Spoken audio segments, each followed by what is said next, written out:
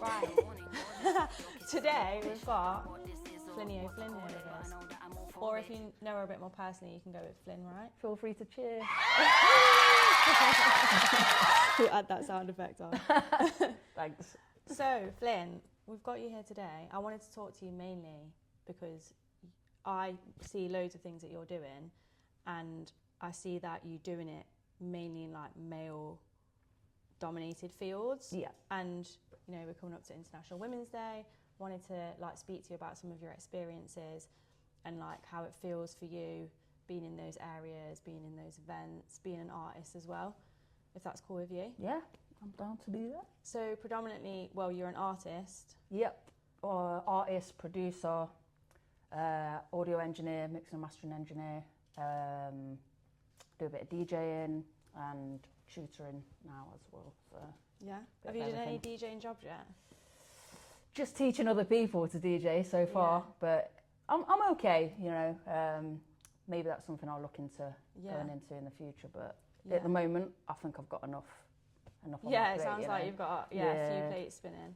Okay, so in terms of like producing, engineering and stuff, like how did you get into that? Probably started making music when I was probably about 13, 14.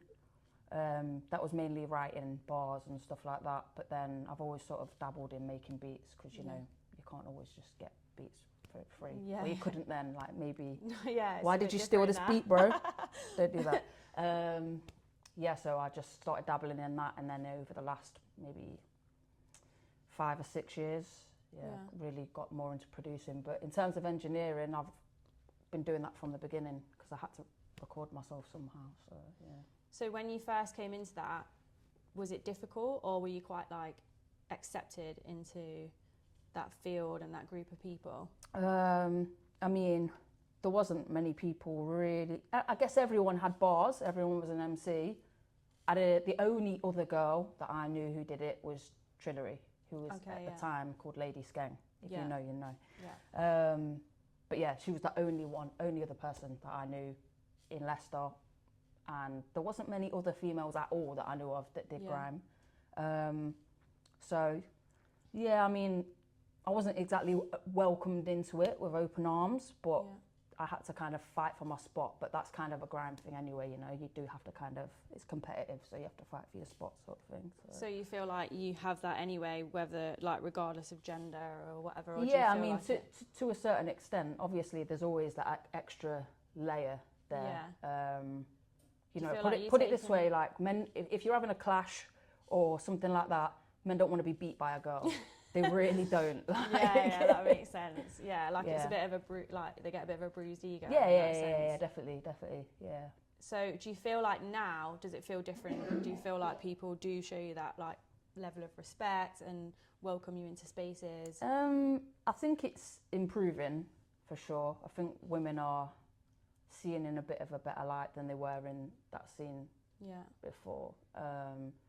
Just because there's some good pioneers, you know, doing their thing at the moment. So like Jaya Had a Dream. Yeah, she's Queen so Mills is doing her thing as well. Like there's a few girls who are really doing their thing and finally getting a bit of notice for it, you know. Yeah, definitely.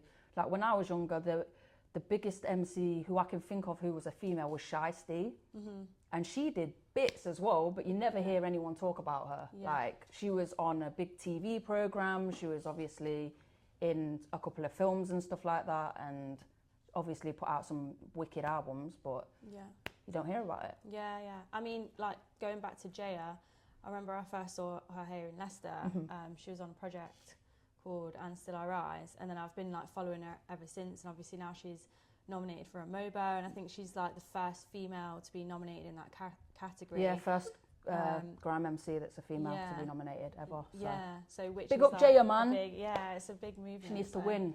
Yeah, even for her just to be nominated though. Yeah, obviously massive. It's a big step in the right direction. Love to see it. So like obviously I've seen you perform at a few different events, but like when you go to these events as a performer, like, do you feel quite do you ever feel nervous, or do you feel quite confident going there especially if you're doing something like within the grime scene? I mean, I know you're endorsed by Wiley.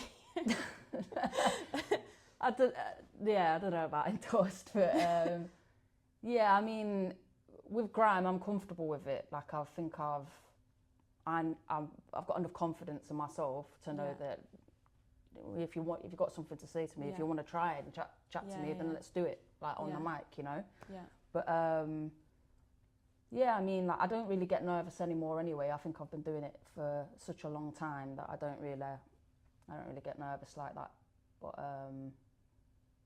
yeah, I think it's just a thing you overcome over a lot of time, a lot of practice. Yeah, definitely. It just becomes like second nature to you. Absolutely. Like, I think often when I'm thinking about an event beforehand, I often think, oh, I don't really want to. Yeah. And then I get on the stage and I start going. Yeah, and then I'm like, oh, I don't want it to end now. So that's usually how that goes. Yeah, it's that little bit of maybe like anxiety or just nervousness. But then once you're there and you see everyone. Yeah, definitely. So, you know, in terms of being a producer and engineer, like, would you say you would get as much work as like the male engineers, or do you feel like people have a preference over that?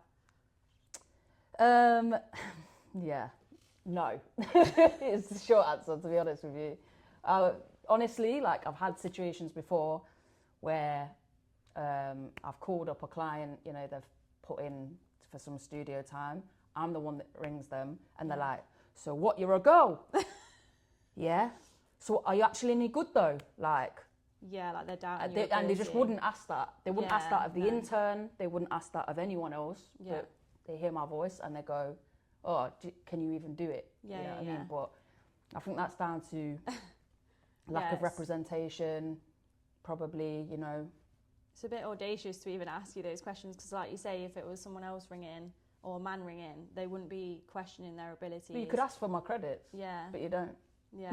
So, you know. But I don't really like to be on the thing of like, oh, I don't get this because I'm a girl. Like, yeah, of course. I think you just got to keep going, you know? Just keep going. Keep going and going and going and make yourself undeniable. Do you know what I mean? No matter.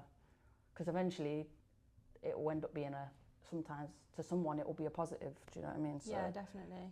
I mean, I have heard from other artists, people around the city, that like Leicester, compared to some other cities, you know, has had quite a few women come up through the scene.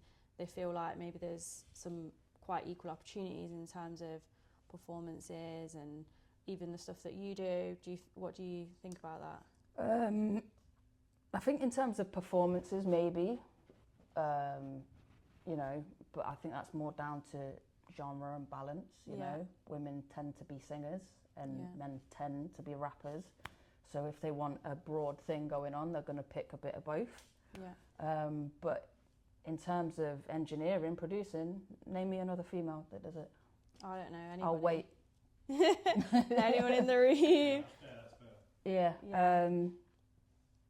I don't know of anyone else that produces. I know of a few female DJs now. Yeah, which is good to see. It's great. Yeah. And I think there are opportunities to learn to DJ as a woman. Like, I've seen quite a few little courses coming up and stuff.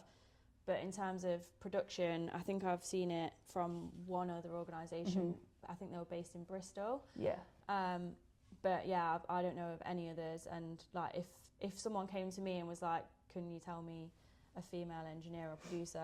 Like, I'd send them to you because you're the only person I know that does Sadly, it. kind of the way it works in the arts in general, not just in Leicester, is like girls are seen as, oh, we'll make. Do arts and crafts. They're like, that's true. Yeah. Like, that's what girls get put forward to do. Yeah. And then when it comes to music and stuff, like, oh, DJing, rapping, oh, the boys will be put forward for that. Yeah. And even from, you know, parents or any society in general, it's like, oh, that's not what girls do. Yeah, you notice it with, like, even nothing to do with music, but like sports and other things. You say, girls will maybe go to like dancing or, like you say, more crafty things, and then boys will do football or whatever it might be. Exactly. And that you do, I mean, sometimes they do lean towards certain things themselves, but you do see it being encouraged, or you might hear people say, "Oh no, he can't go to dancing, he's a boy," or something. Yeah, like, why can't he do dancing? Absolutely. It shouldn't be like that. Yeah, I think on both sides, just opening things up to both people. Like, even like, I like to work with singers, and often when I work with singers, they tend to be women. Yeah. But like, I really enjoy working with male singers too. Yeah. Like, but I think that's quite a societal problem anyway, you know. Like, Leicester's just a reflection of that ultimately. Yeah. But if you are a female producer or engineer, and I don't know of you, then shout me, and you know, we can put each other on a little bit, because I don't want to feel rude, like someone feels like, oh, what about me? But like, already. Yeah, absolutely. But also, if you're thinking about becoming a producer yourself, and you feel like, oh, I can't do it because I'm a girl or whatever, like I'm sure Flynn's up for having that conversation. Definitely. And pointing you in the right direction of how to learn. So yeah, don't feel as though you can't do things, because like we've got proof here.